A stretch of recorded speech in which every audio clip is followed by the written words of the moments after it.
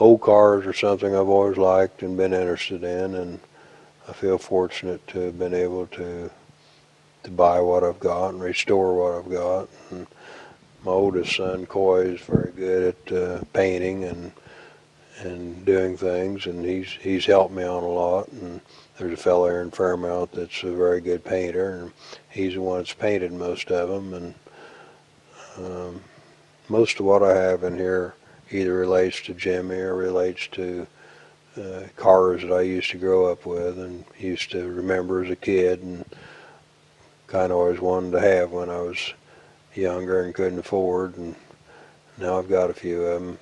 This car over here is a replica. It belongs to a friend of mine in Nashville, Tennessee by the name of Brian Hatton. He built that car in 1985, and he still continues to do things to it to improve it and make it look more like an original Porsche Spider. Those cars today, those replicas, probably sell all the way from $25,000 to $50,000. A real Porsche Spider, one of those is probably worth $500,000 today in restored condition. They're really a desirable collector car. So there are several of these replicas, and last year at the James Dean Run Car Show here in Fairmount that weekend, I think there were 3 or 4 of them here that were painted just like Jimmy's and had the 130 number on them. And but I think this and Brian's is probably one of the best ones that's ever been built. He's really went the extra mile to make it like a real Porsche Spider.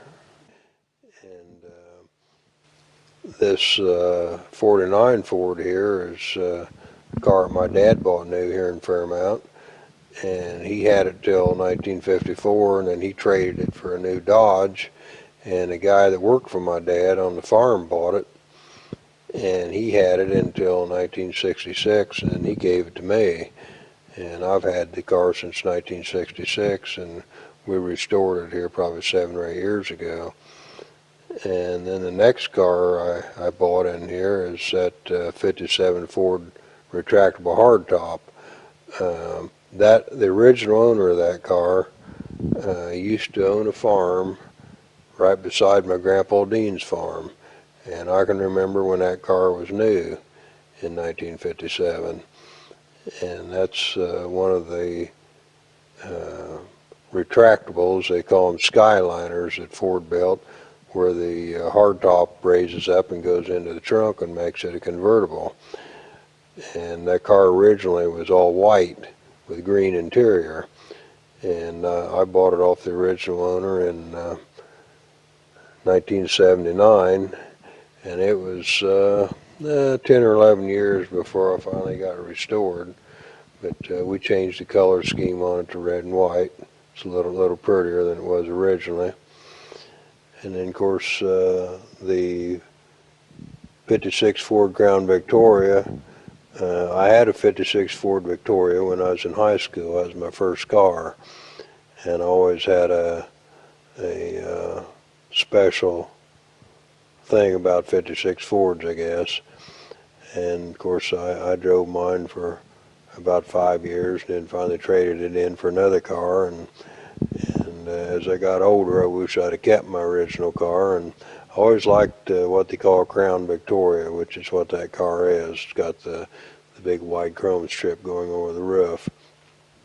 I bought that off a fella that he'd gotten it from a fella that brought it up from Texas, and I seen it here at the car show. And of course it wasn't restored then, it was just, matter of fact, the car had most of the original paint on it. And it was rust free, it's a very solid car. And we took it apart and had the engine overhauled and detailed the engine compartment, and had a lot of the chrome re-chromed on it, and had it repainted. And it's a very nice and very solid car. Of course, the one beside it's a 56 Thunderbird. I've always liked the Thunderbirds, and I guess I kind of partial to Fords for some reason, but as I was growing up, I can remember when the 55 Thunderbirds came out, which was the first year for Thunderbird.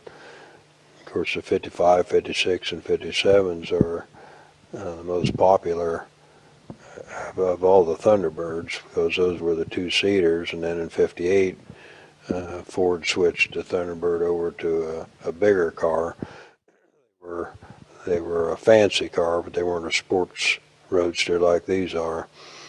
And that car originally came from California, and it was just more or less a driver car when I got it. It was rust-free too, but it had been repainted 3 or 4 times, and definitely needed to be took apart and detailed. And we took the body clear off the frame on that car and put it on a rotisserie and cleaned the underneath of it and did a full restoration on it. And then the other car here is a 1950 Mercury.